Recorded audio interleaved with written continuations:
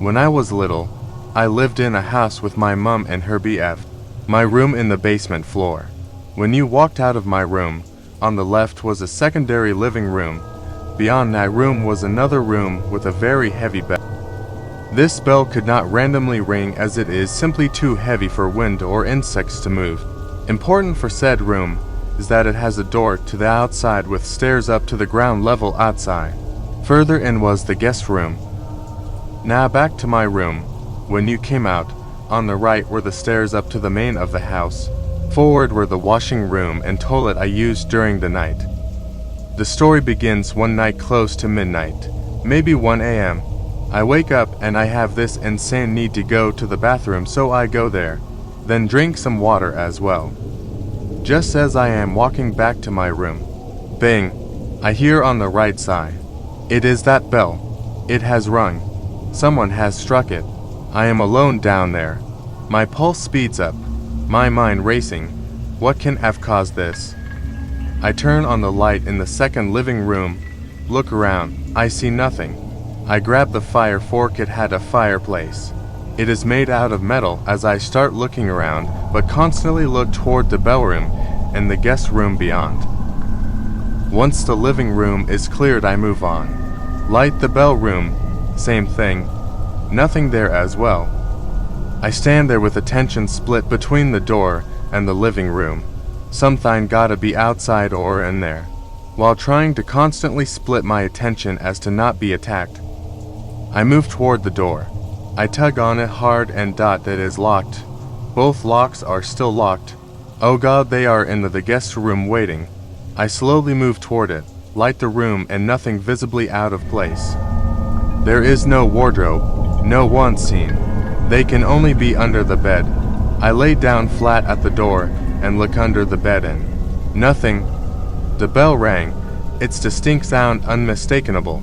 Yet, nothing in all rooms. No one, nothing. It took hours before I fell asleep again.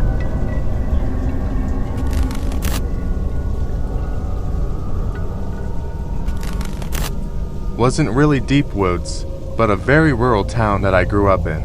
This was probably back when I was 12 to 13 when I made this discovery, with my cousin. We would often venture back behind my house into the woods back there. I knew my way around it. My neighbors knew their way around it. So on so forth. There were little foot trails worked into the ground from both active deer running through and us walking back there every other day or so. We normally would only go and relax by a special tree next to a nice little stream we found, but ended up walking a bit further along the deer pass. I remember it being a few months since the last time I had been back there, but along this path I'd walk her dozens of times before. I saw a red and white beer cooler like the ones you'd take camping off to the side. Now, mind you, this was a very rural community. Pretty much everyone hunted deer or owned guns. I decided to check this cooler out, being a curious teen, and I kid you not, it was full of blood. Not just like all dumped in there, but dozens of Ziploc bags full of blood. Scared the bloody hell out of me. We left immediately. Being young, I was scared and didn't tell adults. I also wrote it off as being deer blood. I went back a couple months after with a different cousin of mine. My family hosted lots of summer campfires, and the cooler was still the exact same way I left it, open and showing all its contents. It reeked to ungodly levels at this point, as you'd imagine being in mid-Michigan summer heat constantly. IDKY, but my young brain threw it was a good idea to dump it all out and stab the bags all open. I carried a little knife on me and make myself look cooler. I haven't been back since, but I have a feeling that cooler would still be there. I don't think there were any missing persons ever reported in my hometown. I sometimes think back about it.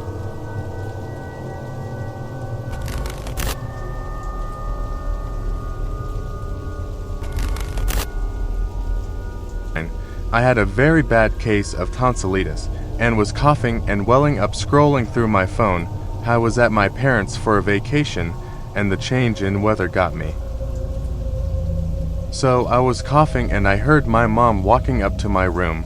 I thought, well, maybe she is coming to help me with water or meds, 'cause I was coughing like a dying person, so it made sense. I heard her footsteps on my door and then walking straight into my room, and she stood by the foot my bed in front my window. My bed was facing a huge window and I saw her stand there, but something was different. She felt like my mom, wearing my mom's really old clothes from when I was kid, but taller and relatively bigger than my mom. The face had no expression, but just a blank canvas of no emotion staring at me. I called out Mom multiple times with no response back, and it made me very agitated. Imagine coughing at 3 a.m. and your mom just staring at you. I turned on my flash and directed it to her, and whatever that thing was just disappeared into a thin air. I still get goosebumps thinking about it. I tried very hard to rationalize it, but nothing makes sense about that incident. Also, my room was locked from within. But that's not even the crazy part. My tonsillitis was gone the next morning. No pain, nothing, and just a day ago was having trouble swallowing my own spit, and the next morning I was completely healed.